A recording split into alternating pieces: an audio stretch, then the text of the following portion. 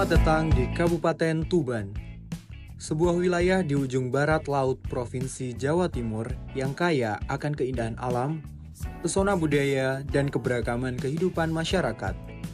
Kabupaten ini berbatasan langsung dengan Laut Jawa di utara, menjadikannya salah satu wilayah pesisir yang strategis dan indah.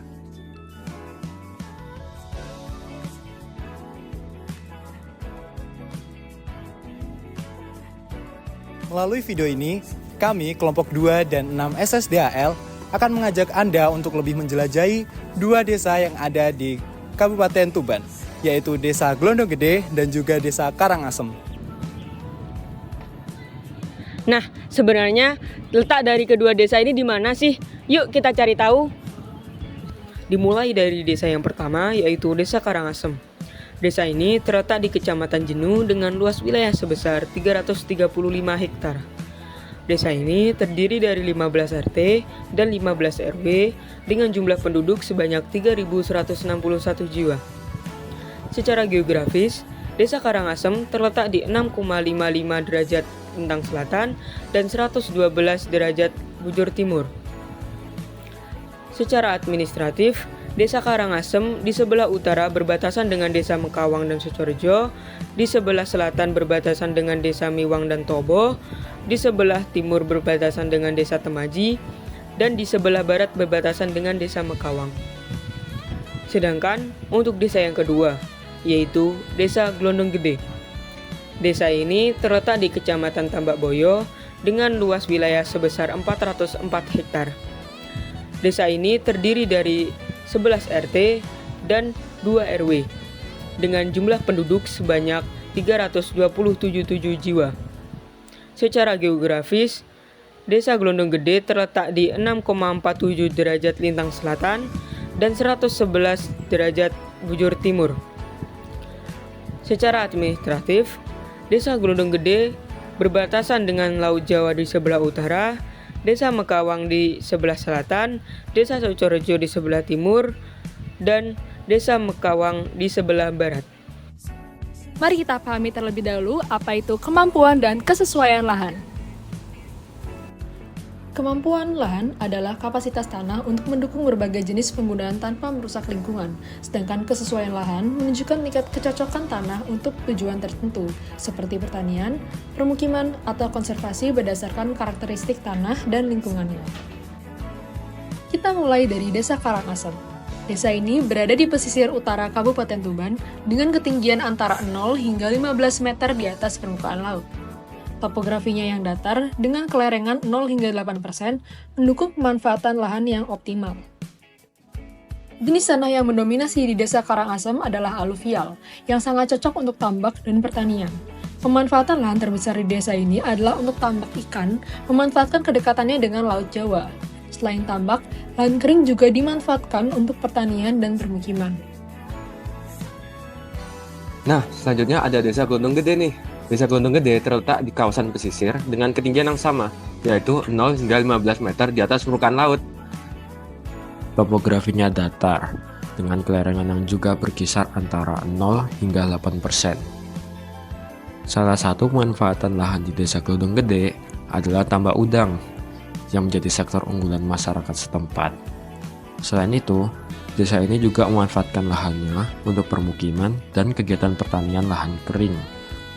Jenis tanah yang didominasi oleh aluvial sangat mendukung aktivitas tersebut. Dengan karakteristik lahan yang hampir serupa, Desa Karangasem dan Desa Glondong Gede memiliki potensi besar dalam sektor pertanian. Pemanfaatan lahan yang terencana dapat mendukung kelanjutan kehidupan masyarakat di kedua desa ini. Kita lanjutin yuk eksplorasi di kehidupan masyarakat dan juga potensi dari sumber daya alam yang ada di kedua desa ini. Selain kemampuan lahan, pengelolaan desa ini juga memerlukan perhatian pada neraca lahan dan neraca air. Apa sih pengertian dari kedua konsep ini? Neraca lahan adalah keseimbangan antara luas lahan yang tersedia dengan kebutuhan untuk berbagai sektor pemanfaatan, seperti pertanian, permukiman, hingga konservasi. Sedangkan neraca air adalah ketersediaan air di suatu wilayah dibandingkan dengan kebutuhan penggunaannya, baik untuk masyarakat, pertanian, maupun industri.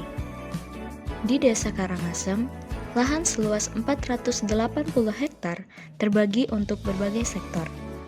Pemanfaatan terbesarnya adalah untuk pertanian, mencakup lebih dari 320 hektar. Lahan lainnya digunakan untuk tambak ikan dan kawasan permukiman. Sementara itu, Desa Glondong Gede memiliki luas lahan 450 hektar, di mana pemanfaatan terbesar juga untuk tambak dan permukiman dengan sebagian kecil merupakan semak belukar. Kelebihan dari neraca lahan di kedua desa ini adalah adanya surplus lahan yang dapat dimanfaatkan untuk pengembangan sektor lain.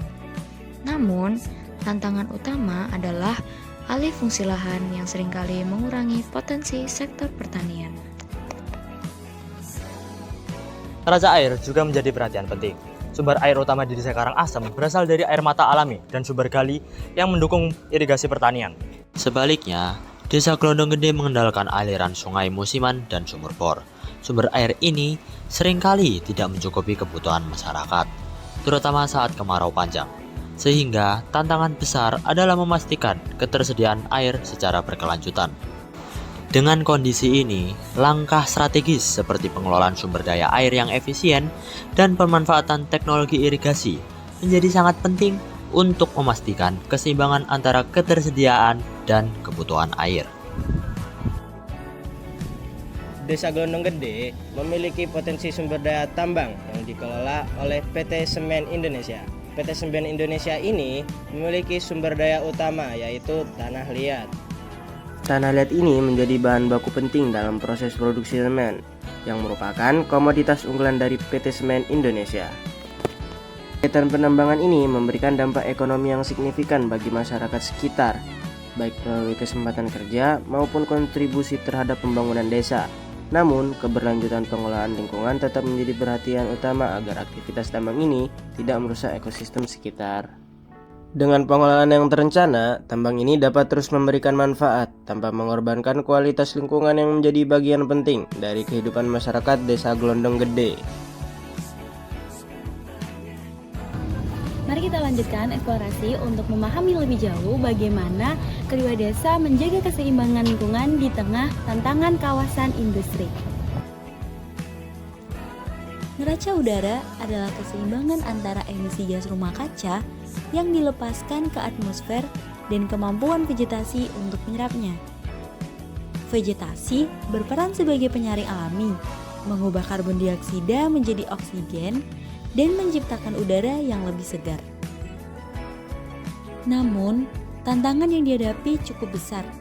Desa Glondong Gede dikelilingi oleh kawasan industri yang memberikan dampak terhadap indeks udara. Survei bersama warga dan kepala desa mencatat bahwa indeks udara di desa ini tergolong rendah.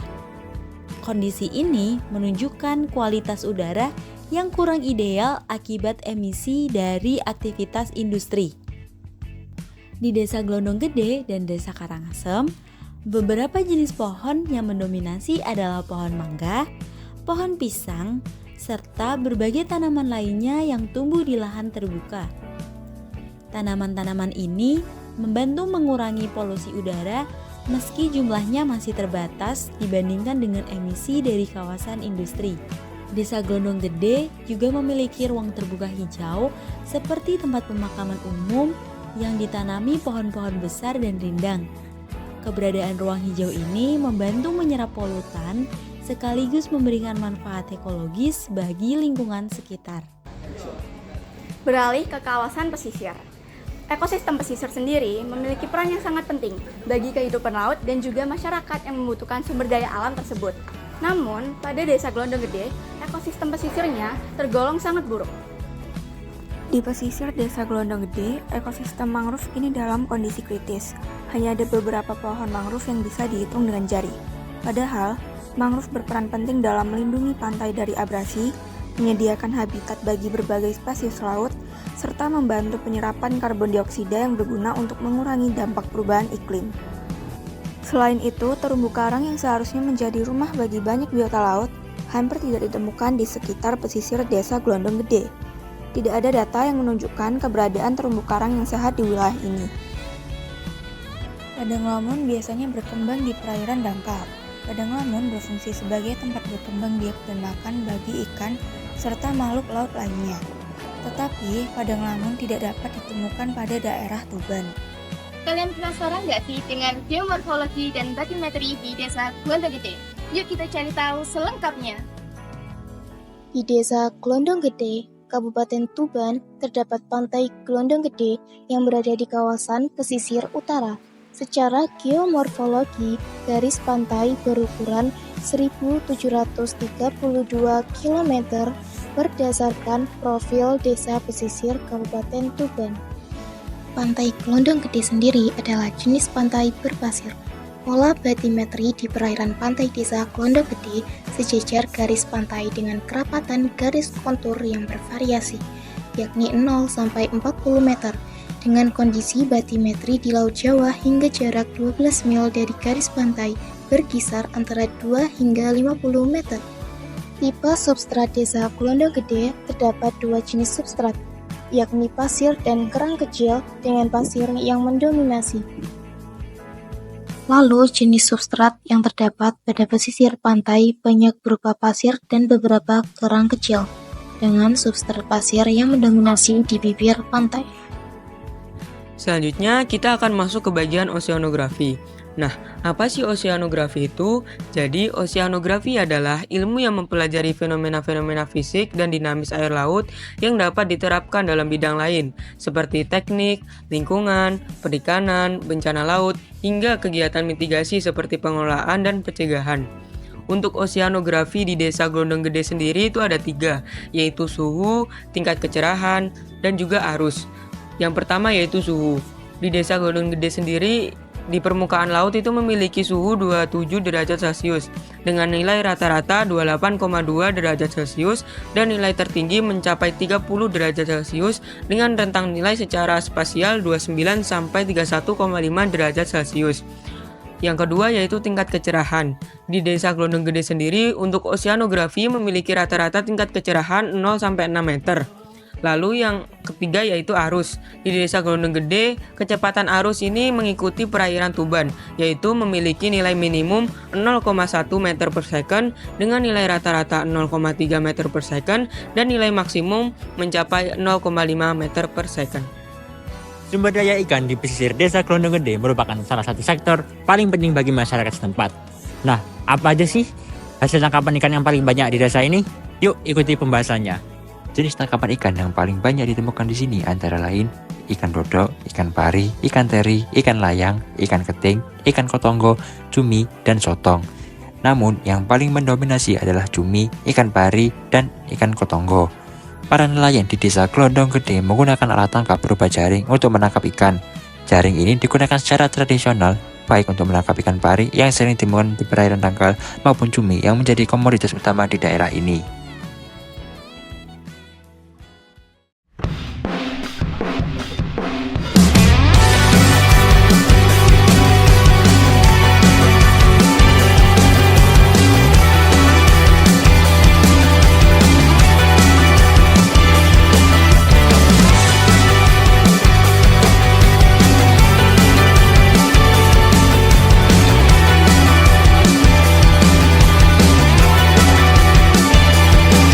Bermasalah jiwa, aku pun rada gila. Jodoh akal-akalan neraka kita bersama.